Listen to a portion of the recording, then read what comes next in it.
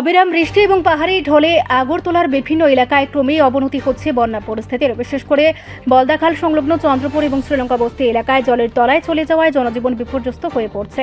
ক্ষতিগ্রস্ত মানুষদের নিরাপদ আশ্রয়ে সরিয়ে নিয়ে যাওয়ার জন্য প্রশাসনের পক্ষ থেকে ইতিমধ্যে একাধিক শরণার্থী বা ত্রাণ শিবির চালু করা হয়েছে। সার্বিক পরিস্থিতি সরেজমিনে খতিয়ে দেখতে এবং উদ্ধার কাজ তদারকি করতে রবিবার বন্যা দুর্গত এলাকাগুলো পরিদর্শনে যান স্থানীয় বিধায়ক রতন চক্রবর্তী এবং জিরানিয়া মহকুমার শাসক অনিল স্থর। প্রশাসনের কর্তা ব্যক্তিরা জানান, জলস্তর বিপদসীমার উপর দিয়ে প্রবাহিত হওয়ায় পরিস্থিতির উপর কড়া নজর রাখা হয়েছে। দুর্গতদের সুরক্ষায় পর্যাপ্ত নৌকা ও ত্রাণ সামগ্রী মজুত রাখা হয়েছে এবং পরিস্থিতি স্বাভাবিক না হওয়া পর্যন্ত প্রশাসনের পক্ষ থেকে সমস্ত ধরনের সাহায্য ও উদ্ধার কার্য চালিয়ে যাওয়া হবে। প্রতিবারই তো এই সমস্ত অঞ্চলগুলো সবসময় এফেক্টেড হয় এবং আমরা আগাম প্রস্তুতি রাখি, যেটা আমাদের এসডিএম সাহেবও সকাল থেকে এখানে আছেন অন্যান্য আধিকারিকদের সঙ্গে নিয়ে। ফুল টিম আমাদের এখানে কাজ করছে বোট নিয়ে। সকাল থেকে অনেক মুমূর্ষু রুগীকে এবং একদম ছোট্ট বাচ্চাদের তাদেরকে উদ্ধার করা হয়েছে, শেল্টার হাউসে আনা হয়েছে, ভিতরেও বুট গিয়ে মানুষকে উদ্ধার করেছেন। তো এখানে একটা সমস্যা হচ্ছে যে সবাই শেল্টার হাউসে আসতে চান না, এটাই একটা সমস্যা। আমরা অনেক বোঝাই, তারপরেও আমরা যেহেতু খাবার দাবারের সমস্যা, খাবার দাবারের ব্যবস্থাও করা হয়। তো আমাদের দিক থেকে সমস্ত প্রস্তুতি চলছে। এখানে আমাদের যারা ম্যানেজমেন্টের লোকেরা আছেন, ক্রাইসিস ম্যানেজমেন্টের যারা আছেন, তারাও সবাই কাজ করছে বোট নিয়ে সকাল থেকেই।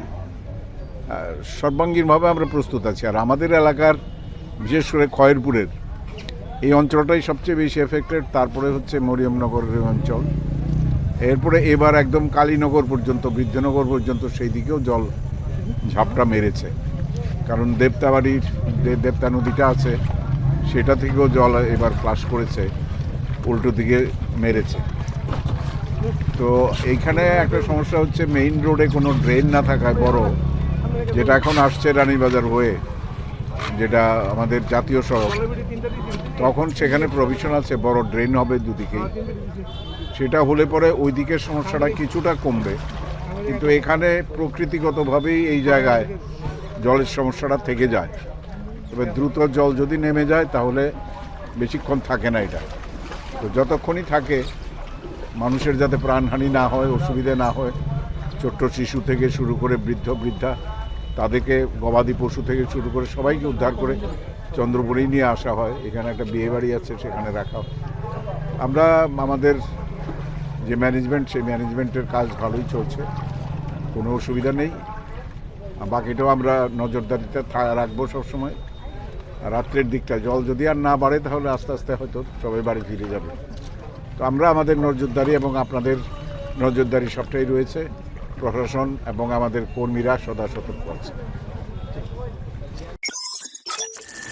রিপোর্ট সংবাদ প্রতীক্ষা।